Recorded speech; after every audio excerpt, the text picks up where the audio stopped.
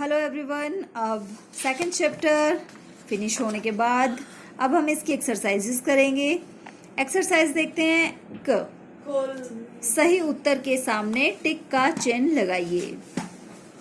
वर्णों के क्रमबद्ध समूह को कहते हैं, क्या कहते हैं? वर्णमाला।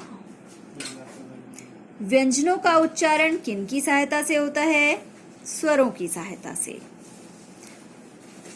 अंग, य, ण, न, म क्या है?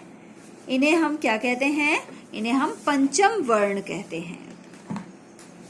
निम्न में अयोगवह वर्ण है। अयोगवह कौन से होते हैं? अंग, अह, ये अयोगवह है।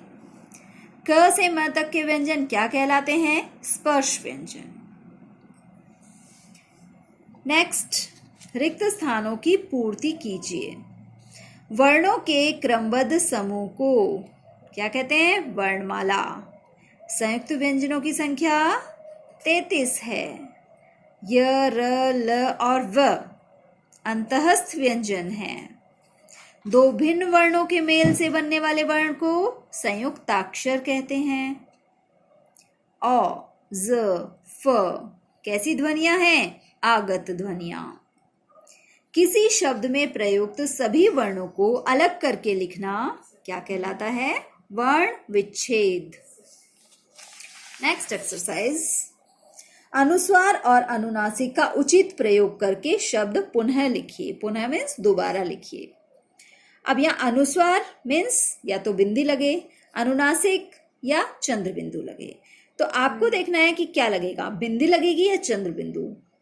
तो अनुस्वार लगेगा या अनुनासिक, ये आपको देखना है। और स्पेशली यहाँ ध्यान रखना है कि आप लगा रहे हैं तो किस वर्ण के ऊपर लगाएंगे। ठीक है। आंख, यहां लगेगा अनुनासिक, आ के ऊपर। ऐसा नहीं कि कहीं भी टिका दिया आपने, ऐसा नहीं होना चाहिए। जहां इसका स्थान है वहीं लगे। आंख।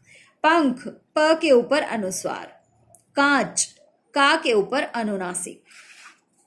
रंग, र के ऊपर अनुस्वार। ऊंट, ऊ के ऊपर अनुनासिक। पंकज, प के ऊपर अनुस्वार। नीचे दिए गए ह्रस्व और दीर्घ स्वरों को अलग कीजिए। आपको पता है ह्रस्व स्वर तो 4 ही होते हैं, अ, ई, उ, री। बाकी सारे ये दीर्घ स्वर हैं। ये भी आपको याद रखना है कि ह्रस्व स्वर की संख्या 4 होती है, दीर्घ स्वर की संख्या 7 होती है। नेक्स्ट, नीचे दिए गए संयुक्त व्यंजनों का प्रयोग करते हुए 3-3 शब्द बनाइए। जैसे क्ष से कक्षा, रक्षा, कक्ष। त्र से रात्रि, छात्र, पत्र। ज्ञ से ज्ञान, अज्ञात, विज्ञान। श्र से श्रम, श्रीमान, श्रेष्ठ। नेक्स्ट एक्सरसाइज, नीचे दिए गए शब्दों में द्वित्व व्यंजन वाले शब्द पर गोला लगाइए। द्वित्व व्यंजन मतलब समान व्यंजन आएंगे। एक स्वर रहित व्यंजन और एक स्वर सहित व्यंजन। तो देखिए, सुस्त ये नहीं है। सच्चाई, ये देखिए पहले आएगा स्वर रहित, फिर है स्वर सहित। आधा च, पूरा च। इधर देखेंगे, आधा में, पूरा में। यहां भी आधा में, पूरा में। आधा के, पूरा क। आधा ने, पूरा ने। यहाँ आधा में, पूरा में।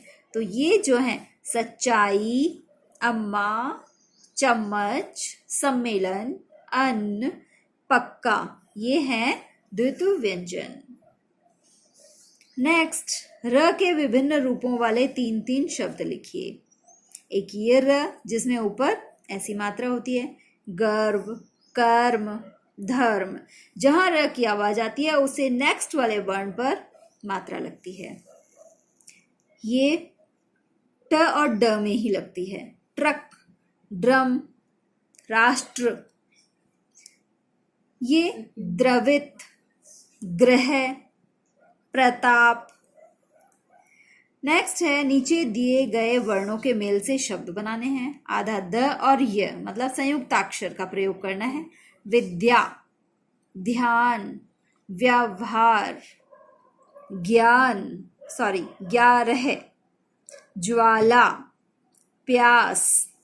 ठीक है, तो इन शब्दों से वर्णों से शब्द बनाए संयुक्ताक्षर। अब हैं निम्नलिखित प्रश्नों के उत्तर लिखिए। प्रश्न उत्तर हमें यहाँ करने हैं, तो देखिए आपको भी अपनी नोटबुक में करने हैं सारे क्वेश्चन आंसर्स, और जो एक्सरसाइज है ये सारी आपको अपनी बुक में गुड हैंडराइटिंग में कंप्लीट करनी है। ये नोटबुक में गुड हैंडराइटिंग में आपको अपना काम करना है। देखिए फर्स्ट क्वेश्चन, वर्ण किसे कहते हैं? भाषा की सबसे छोटी इकाई जिसके और टुकड़े नहीं किए जा सकते उसे वर्ण कहते हैं। हिंदी में कितने संयुक्त व्यंजन हैं? हिंदी में 4 संयुक्त व्यंजन होते हैं, क्ष, त्र, ज्ञ और श्र। स्वर और व्यंजन में क्या अंतर है? जिन वर्णों का उच्चारण अन्य ध्वनियों की सहायता के बिना हो उन्हें स्वर कहते हैं। इनके उच्चारण में हवा मुख से बिना रुके बाहर निकलती है। स्वरों की कुल संख्या 11 होती है। जबकि जिन वर्णों का उच्चारण स्वरों की सहायता से होता है, स्वरों की सहायता से किया जाता है, उन्हें व्यंजन कहते हैं। इनकी संख्या 33 होती है। अनुस्वार लगाने के क्या नियम हैं? जिन स्वरों का उच्चारण करते समय हवा सिर्फ नाक से बाहर निकलती है उसे अनुस्वार कहते हैं। लिखित रूप में इसका प्रयोग वर्ण के ऊपर बिंदी लगाकर किया जाता है, जैसे अंग, बंदर, तरंग आदि। द्वित्व व्यंजन किसे कहते हैं? उदाहरण सहित लिखिए। 2 समान वर्णों के संयोग से बनने वाले व्यंजन को द्वित्व व्यंजन कहते हैं, जैसे कच्चा, अम्मा, चम्मच आदि। हिंदी में कितनी आगत ध्वनियां हैं? हिंदी में 3 आगत ध्वनियां हैं, अ, ज, फ। इनसे हमने शब्द भी बनाया, ऑफिस, जहर, फिक्र। तो बच्चों ये क्वेश्चन आंसर्स आपको भी अपनी नोटबुक में डेट डालकर गुड हैंडराइटिंग में कंप्लीट करने हैं। सारी एक्सरसाइजेज आपको अपनी नोटबुक में गुड हैंडराइटिंग में कंप्लीट करनी है। Thank you.